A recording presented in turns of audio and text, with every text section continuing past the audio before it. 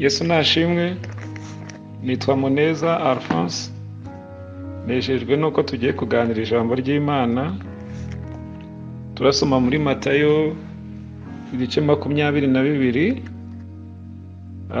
Turahera ku murongo wa 15. Ni ku rupapuro rwa 25 mu isezerano rishya. Matayo ibice 22 duhereye ku murongo wa 15. Reka dusome. Maze abafarisayo baragenda bajya inama y'uko bari bumutegeshe amagambo. Bamutumaho abigishwa babo hamwe n'aba Herode bati: Mwigisha, tuzi yuko uri inyangamugayo kandi ko wigisha inzira y'Imana by'ukuri. Nturobanura abantu ku butoni kuko utita ku cyubahiro cy'umuntu wese. Nuko tubwire, utekereza uti amategeko yemera ko duha Kayisari umusoro cyangwa ntiyemera? Ariko Yesu amenya uburiganya bwabo, arababaza ati: Mungeragereje iki mwandyarya mwe? Nimunyereke ifeza y'umusoro. Bamuzanira idenariyo, arababaza ati: Iyo shusho n'iri zina ni ivyande? Baramusubiza bati: Ni ibya Kayisari. Maze arababwira ati: Nuko rero ibya Kayisari mu bihe Kayisari, ivy'Imana mu bihe Imana. Babyumvise barumirwa, bamusigaho baragenda. Muri iyi mirongo dusomye igera hafi ku murongo 7, ndashaka ko dukuramo ikintu kimwe. Isi tubamo iragoye. Isi tubamo ushobora kuvuga ikintu ukakivuga nta mutima wundi ufite, ariko nyuma ugasanga hari abagutegeye mu byo wavuze cyangwa se mu byo wakoze, bikaba bisaba ubwenge iteka no kuyungurura amagambo dukoresha n'ibikorwa dukora kugira ngo tubashe kwirinda imitego aho yabiva hose. Turaza kurangiza twinginga Yesu ngo aduhe ubwenge mu buzima bwa buri munsi. Umuntu umwe duherutse kuganira ngo iri jambo rikomeye, arambwira ngo afata ubwenge abushyira mu byiciro 3. Ubwenge bwa mbere aravuga ngo hari ubwenge umuntu ahabwa n'ababyeyi bitewe n'uko yarezwe n'abamureze n'uburyo bamureze. Icyiciro cya kabiri ashyiramo ubwenge umuntu abona mu ishuri cyangwa se avana ku ntebe y'ishuri. Hanyuma icyiciro cya 3 avugamo ubwenge bw'Imana.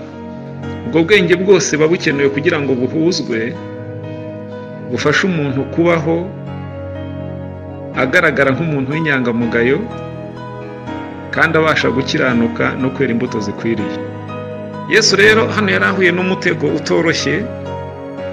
Icya mbere, abafarisayo abo simbatindaho barazwe, bari bene wabo, barantu bigisha amategeko ya Mose. Iyo usomye hano mu bice 23 umurongo wa 1, handitse ngo maze Yesu avugana n'iteraniro ry'abantu n'abigishwa be ati: Abanditsi n'abafarisayo bicaye ku ntebe ya Mose. Kwicara ku ntebe ya Mose bivuze ko ari abantu nyine bigishaga amategeko ya Mose.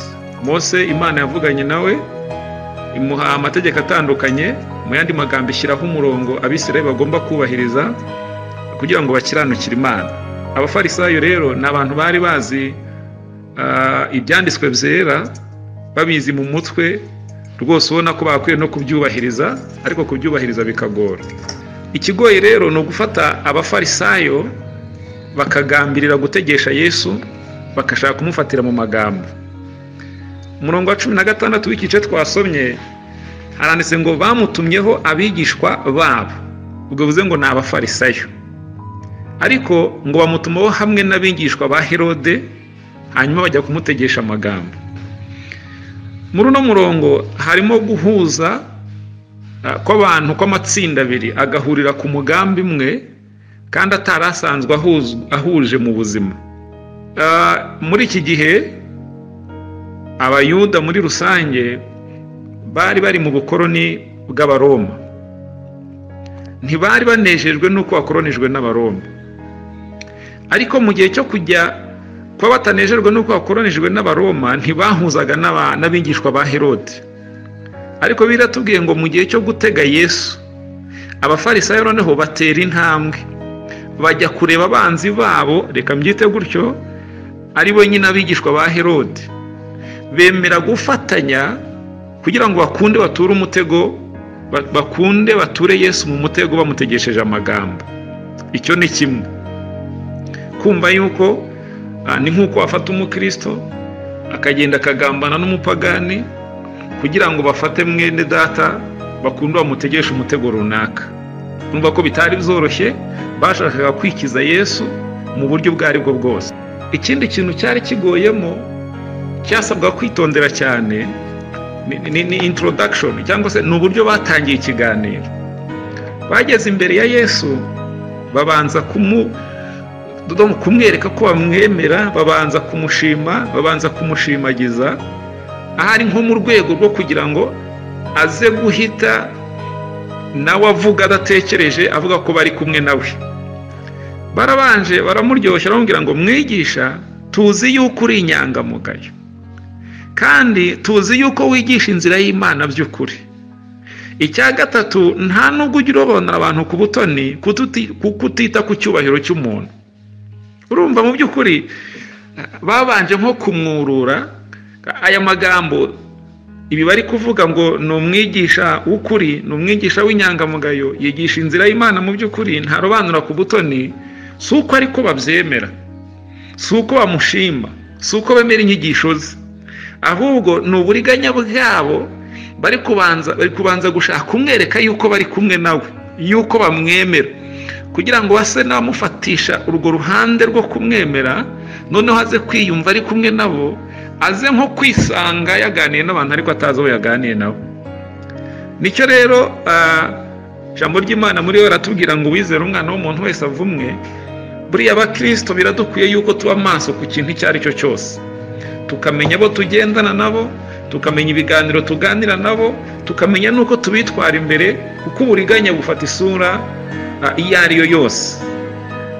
Babanje kumuryoshya ati mwigisha, tuzi yuko uri inyangamugayo, kugira ngo yumve ko bari kumwe nawe, kandi ko wigisha inzira y'Imana by'ukuri, nturobanura abantu ku butoni kuko utita ku cyubahiro cy'umuntu wese.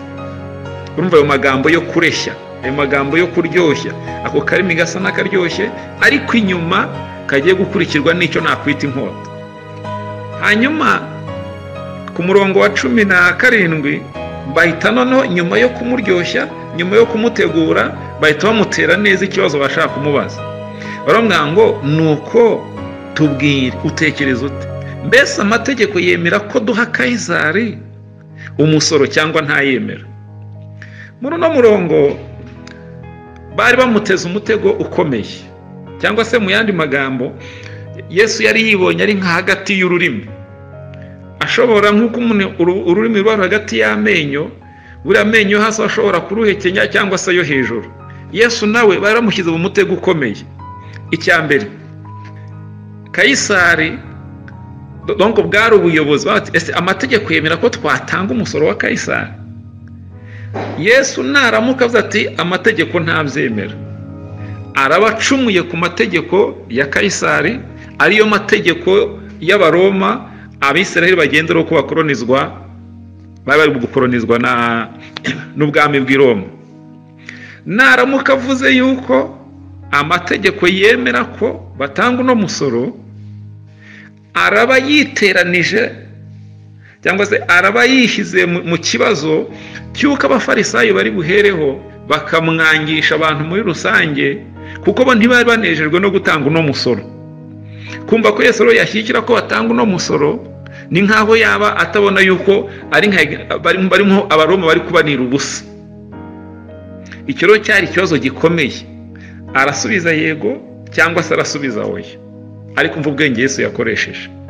Ari nacyo ninginga Imana kugira ngo twe tugize amahirwe yo kuganirira ijambo, Imana iduhe ubwenge, tumenye imvugo dukoresha imbere y'umuntu uwo ari we wese, kugira ngo tubashe kugaragara tutari nk'urubanza.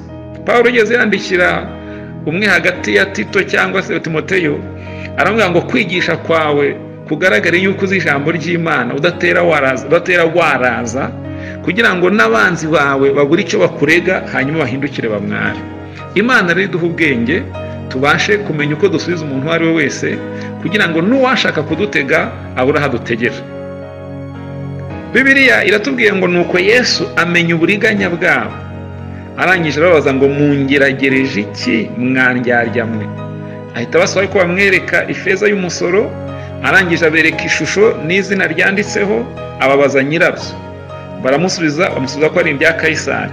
Nawe ahita ababwira ati ibya Kayisari mubihe Kayisari, n'iby'Imana mubihe Imana. Mu kubasubiza Yesu yasubije ibisubizo bibiri, kimwe gihuye n'icyo bamubajije, ariko ikindi gihuye n'icyo batamubajije asa n'ubabwiriramo nawe. Arabwira ngo iby'amategeko abasaba ni mubikore, ariko n'iby'Imana ibasaba ni mubikore. Imana ishimwe cyane. Nsa n'ugerageje kubivuga mu magambo asa n'arambuye, ariko icyo nashakagamo ni kimwe, ni uko Imana iduha ubwenge kugira ngo tumenye uko dukwiye gusubiza, tumenye icyo dukwiye kuvuga, tuvuge igikwiriye, tukivuge mu gihe gikwiriye, kugira ngo Imana yacu ikomeze ihabwe icyubahiro. Irindi jambo nshaka kongeraho riri ku murongo wa 23, haranditse ngo uwo munsi abasadukayo bahakanaga yuko ari ntawe uzuka. Baza aho ari baramubaza bati, mwigisha, Mose yavuze ngo umuntu napfa batarabyarana, mwene se nahungura umugore we acikure mwene se. Ntabwo ndi buhatinde. Bafasha abahungu bari 7 bavuka hamwe, bagaragaza ko bose bashatse umugore umwe kandi bose bagapfa batabyaye, batamubyayeho. Hanyuma n'uwo mugore akaza gupfa, baramubaza ngo ese mu gihe kizuka azaba ari mu kandi muri bose uko ari 7, ko bose bari bamufite. Hanyuma Yesu yasubije neza, yabasubije yuko mu gihe kizuka batashyingirwa, ahubwo bamera nk'abamarayika bo mu ijuru.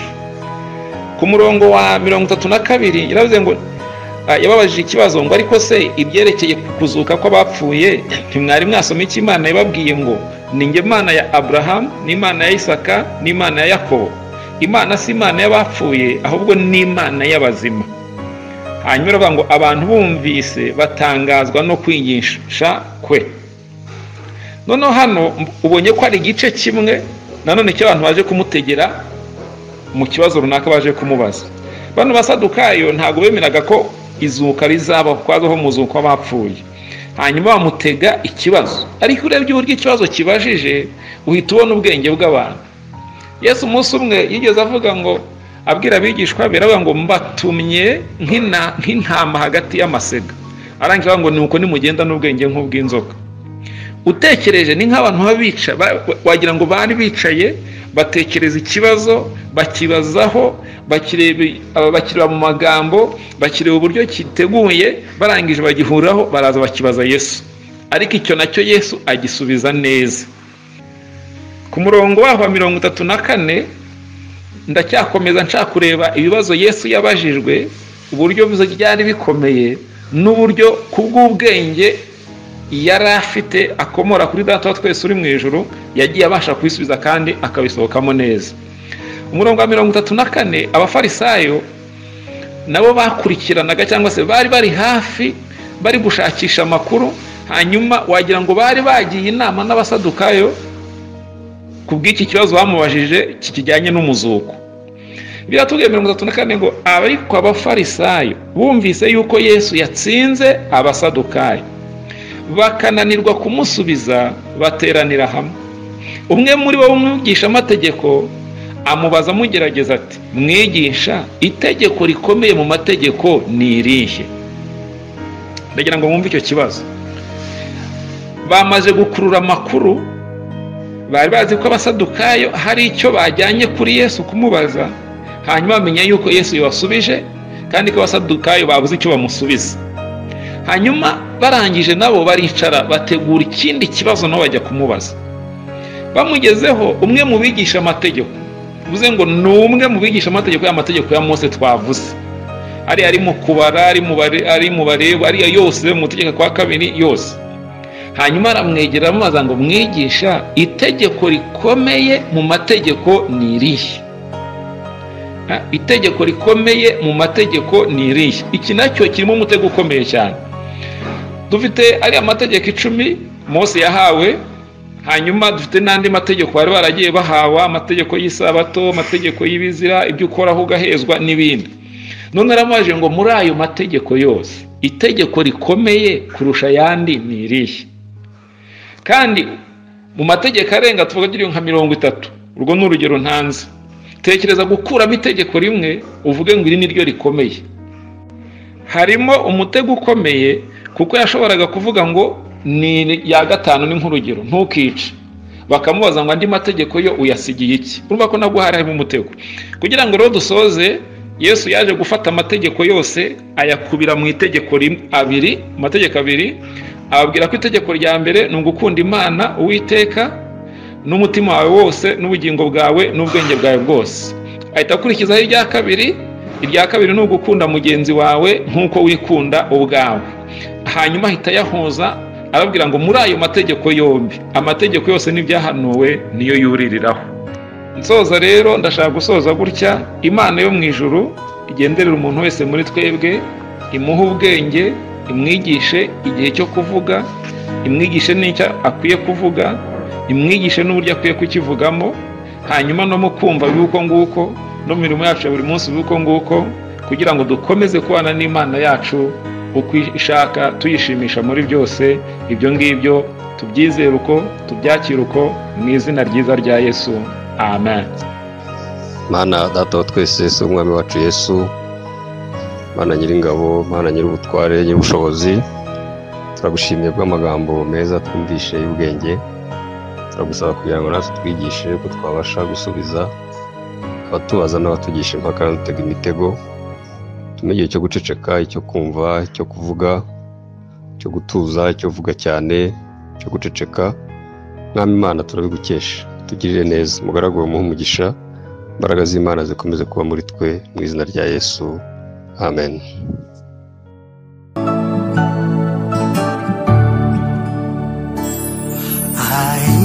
Imana y'ukuri komeza kunyobora, urancishe mu nzira yo